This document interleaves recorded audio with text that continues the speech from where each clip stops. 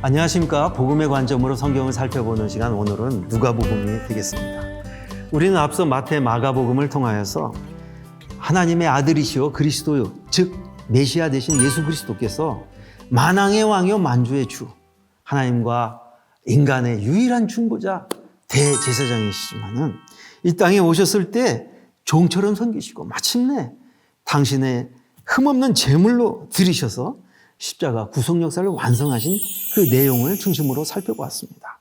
하나님은 이렇게 이 땅에 인간의 모습을 하시고 오셨지만은, 그래서 우리를 섬기셨지만은 사람들은 예수님을 하나님으로 인정하지 아니하고 조롱하고 비방하고 미쳤다고 하고 귀신 들렸다고, 그리고 마침내 신성 모독죄로 예수님을 십자가에 매달아 죽였습니다.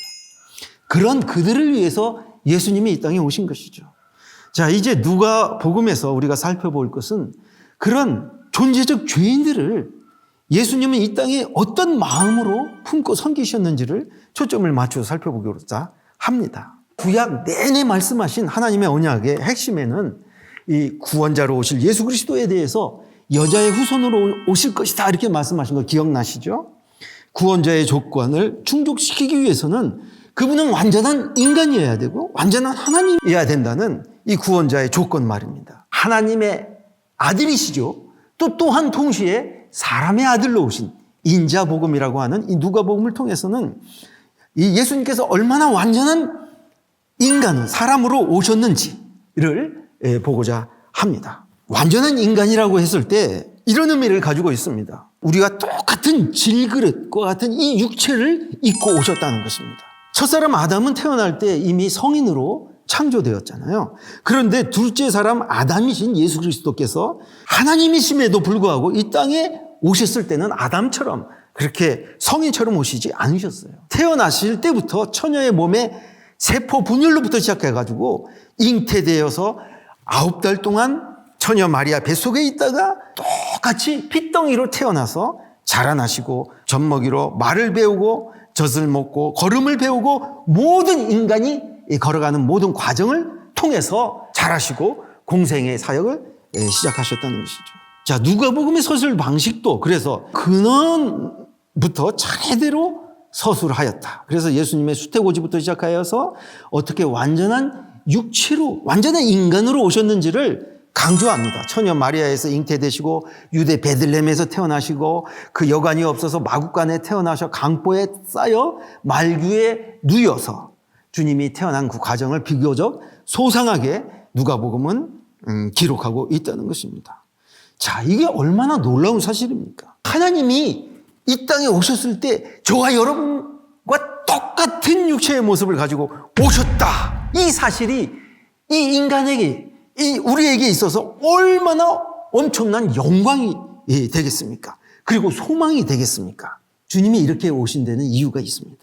예수님이야말로 완전한 의인의 삶을 사셨다는 것입니다. 하나님의 생명, 하나님의 형상을 고스란히 담아서 율법의 요구를 온전히 이루신, 율법의 요구를 이루셨다는 것은 단지 외적인 율법의 조문을 지켰다라는 것만 의미하는 것이 아니라 율법의 가장 본질적인 하나님을 전심으로 사랑하고 이웃을 내 몸과 같이 사랑하는 이 율법에 흠없이 지켰다는 것입니다. 아담 이래 오늘날에 이르기까지 그 누가 이 율법의 정신을 온전히 지킨 사람이 있겠습니까? 우리는 모두가 다 존재적 죄인으로서 하나님을 전심으로 사랑할 수도, 그리고 내 이웃을 내 몸처럼 사랑할 수 없는 존재의 문제를 가지고 있는데, 예수님이 완전한 질그릇과 같은 저와 여러분과 똑같은 육체를 입고 오셨는데 그분은 완전한 온전한 의인으로서 율법의 요구를 흠없이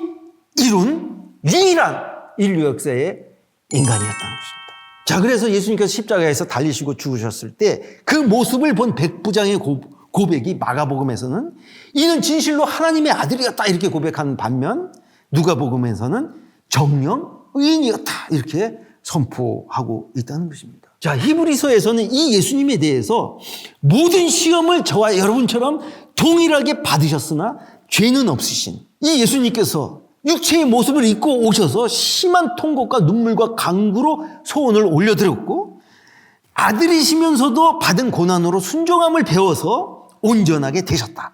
그렇게 하신 목적이 있습니다. 그것은 그가 시험을 받아 고난을 당하셨은들 시험 받는 자들 능히 도울 수 있도록, 말하자면 저와 여러분에게 있어서 똑같은 과정을 통과하심으로도 우리에게 소망을 주시고, 우리가 이 육체 안에서 얼마나 고통을 당하는지, 얼마나 연약한지를 주님이 이해하시고 아시고 도우신다는 것입니다. 이 누가복음에서는 기도하시는 예수님의 모습이 강조되어 있습니다. 예루살렘 길을 가실 때 9장에 보면은 예수님이 이 십자가의 길을 굳게 결심하시고 한 걸음 한 걸음 가십니다.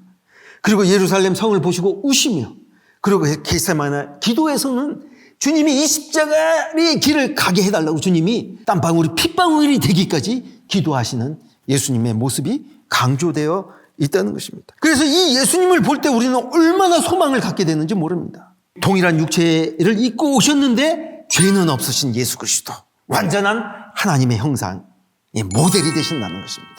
우리는 이런 삶을 꿈꿉니다. 원형의 생명이 어떠한지 우리가 그래서 고민할 필요 없이 예수님이 가신 이 공생의 길을 그대로 따라가다 보면은 우리의 모델이 되어서 앞서가신 예수님이 가신 그 길을 쫓아가면 헷갈리지 않도록 주님이 먼저 가셨다는 것입니다. 그래서 이 예수님만이 우리의 유일한 모델이 되는 것이죠. 이 땅에 위대한 믿음의 영웅들과 복음의 증인들도 많지만 우리의 모델이 되기에는 부족하죠. 어느 한 가지를 본받을 수 있지만은 전체를 본받을 수는 없습니다. 자, 우리가 주님을 모델로 삼아야 실망하지 않습니다. 우리 모두는 아무리 훌륭해도 치명적인 어떤 인격적인 결함과 부족함과 연약함이 있을 수 있다는 것입니다. 우리가 예수님을 모델 삼을 때 어떤 사람을 보아도 그 사람 안에 있는 예수 그리스도를 보기 때문에, 그리스도의 형상을 보기 때문에 실망하지 않는 것이죠. 누가복음에서 살펴볼 것은 하나님의 온전한 형상을 가지고 오신 예수 그리스도 안에서 예수님이 이 땅에 오셔서 살아가시면은 그 모습이 어떠한지를 봐야 하겠습니다.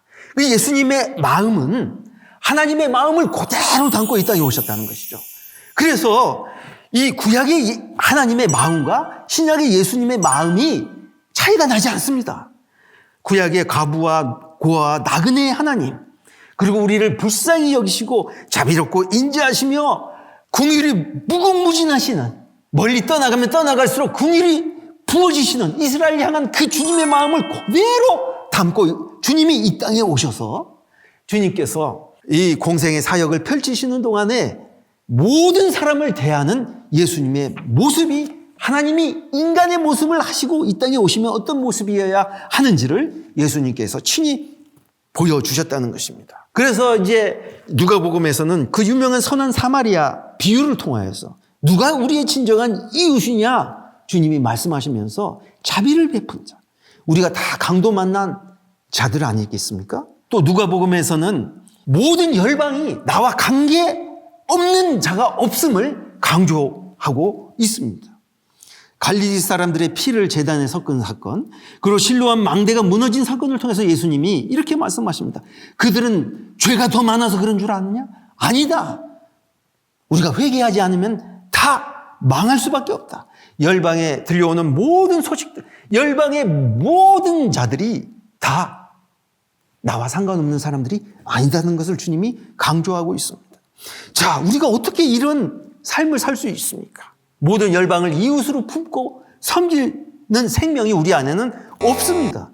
존재적 죄인으로서 우리에게서 나올 수 있는 것은 나 한 사람도 사랑할 수 없고, 가장 가까운 이웃인 내 가족도, 내 아내도, 내 남편도, 내 자식도 사랑할 수 없는 존재가 바로 저와 여러분 아니겠습니까?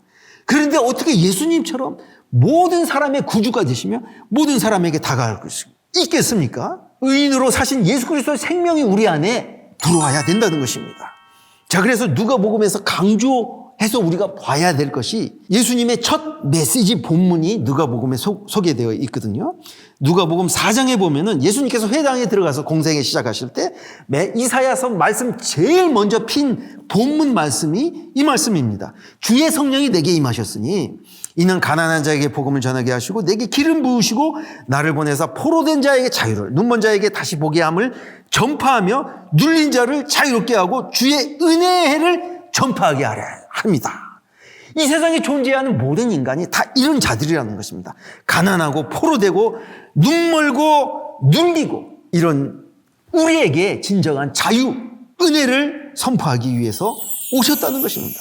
자, 그래서 예수님께서 인간을 보시는 인간관이 있습니다. 모든 인간은 죄인이라는 것입니다. 예수님께서 말씀하십니다. 건강한 자에게 의원이 필요 없고 병든 자에게 의원이 필요한 것처럼 내가 의인을 부르러 온 것이 아니라 죄인을 부르러 왔다. 예수님께서 우리 인간을 보실 때 정죄와 판단의 대상이 아닌 것이죠. 회복이 필요한 존재라는 것입니다. 마치 죄인을 보실 때 의사가 병든 자를 보는 것처럼 우리가 병자를 볼 때, 병으로 고통당하는 사람을 볼 때 드는 생각이 무엇입니까? 얼마나 아플까? 얼마나 고통당할까? 긍휼의 마음이 쏟아지지 않습니까? 긍휼과 불쌍히 여기는 마음, 이것이 예수님께서 이 땅에 오셔서 인간을 보시는 예수님의 마음이라는 것입니다. 이 땅에 태어나서 죄로 인하여서 고통당하면서 늙고 병들며 죽을 수밖에 없는 인간의 모습을 보면서 주님의 마음이 아프셨습니다. 그러면서 주님은 일하시는 모든 동기가 긍휼과 자비였음이 누가복음 곳곳에 강조되어 나타나고 있습니다. 누가복음의 평지복음이라고 하는 마태복음의 산상수훈의 말씀과처럼 원수사랑에 대해서 말씀하시면서 너희 아버지의 자비로움과 같이 너희도 자비로워라. 마태복음과 평행 구절을 이루는 너희 아버지의 온전함과 같이 너희도 온전하라. 즉 온전하다는 기준은 이 자비, 긍휼의 마음에 있었다는 것이죠. 주님은 모든 인간은 죄인으로 긍휼의 마음으로만 보시는 것이 아니라 더 나아가서 모든 죄인을 원형의 모습으로 보신다는 것입니다.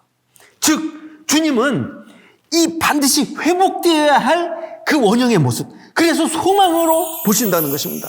원래 잃어버렸던 원형이기 때문에 병이 나아야 하는 것처럼 회복되어야 할 그 존재, 아무리 떠나 있어도 회복만 된다면 그 안에서 하나님께서 창세전부터 꿈꾸셨던 하나님의 형상이 회복될 것이다. 그래서 주님이 삭개오를 보실 때도 내가 잃어버린 자를 찾아왔다. 이 사람도 아브라함의 자손이다. 누가 삭개오를 아브라함의 자손이라고 생각하겠습니까? 18해 동안 꼬부라져 조금도 펴지 못하는 여인을 보시고 주님은 이 여인은 아브라함의 딸이다 이렇게 말씀하시는 것입니다. 종교 지도자의 눈에게는 예수님을 올무로 잡으려는 도구에 불과했습니다. 그러나 예수님에게 있어서는 천하보다 더 귀한 아브라함의 딸이다. 우리가 어떻게 모든 종류의 인간을 품고 섬길 수 있는가? 그것은 다른 것이 아니라 이 예수 그리스도의 마음이 우리 안에 들어올 때 그렇다는 것이죠. 자, 누가복음에 등장인 인물들은 이렇게 수없이 가난하고 병들고 눌리고 포로된 이런 자들에 대한 이야기였다는 것입니다. 누가복음엔 과부들이 많이 등장하죠. 시돈 땅의 사렙다 과부, 나인성 과부, 그리고 과부의 한맺힌 기도, 과부의 두렙돈, 그리고 수많은 귀신 들린 자들이 나옵니다. 눌리고 포로된 자들입니다. 거품 벌고 쓰러진 자만이 귀신 들린 자가 아니에요. 저와 여러분이 다 귀신 들린 자. 바리새인들, 사두개인들 할 것 없이 겉으로 어떻게 보이든 상관없이 그들의 마음은 다 사단에게 눌리고 병든 자들, 그리고 잃어버린 자들이었다는 것입니다. 이런 자들을 주님이 부르러 오셨습니다. 마침내 주님은 십자가에 달리실 때 십자가 우편 강도, 소망 없는 자, 이미 십자가에 달렸는데 무슨 소망이 있겠습니까? 자, 마태복음에서는 처음에 우편 강도도 왼편 강도처럼 예수님을 조롱하고 멸시했습니다. 마지막 때 죽기 얼마 전에 그의 마음을 돌이키셔서 주님께서 낙원에 가실 때 나를 기억해 달라는 그 마지막 뻔뻔스러운 기도도 주님이 들으셨다는 것입니다. 오늘 나와 함께 낙원에 있을 것이다. 예수님과 함께 낙원에 들어간 그 영광을 차지하게 된 십자가 우편 강도. 저와 여러분이 십자가 우편 강도와 같은 자 아닙니까? 이미 심판이 선포된 아무런 소망 없는 그런 자를 주님이 소망을 품고 섬기는 것은 우리를 불쌍히 여길 뿐만 아니라 하나님의 회복될 잃어버린 자, 그래서 회복된 모습으로 주님이 보고 살아가신다는 것이죠. 우리가 예수 생명으로 살아갈 때 어떤 생명으로 살아가야 할지 예수님은 누가복음을 통해서 보여주고 있습니다. 저 여러분은 사단에게 눌리고 그리고 포로된 자였습니다. 다 강도 만난 자였습니다. 잃어버린 자였습니다. 우리를 찾으셨습니다. 그리고 완전한 하나님의 형상을 회복시켰을 뿐만 아니라 이 주님의 마음을 가지고 이제 열방의 모든 사람이 우리의 이웃이 되어서 그들을 품고 섬기는 그 예수 생명으로 우리를 회복시키셨습니다. 할렐루야.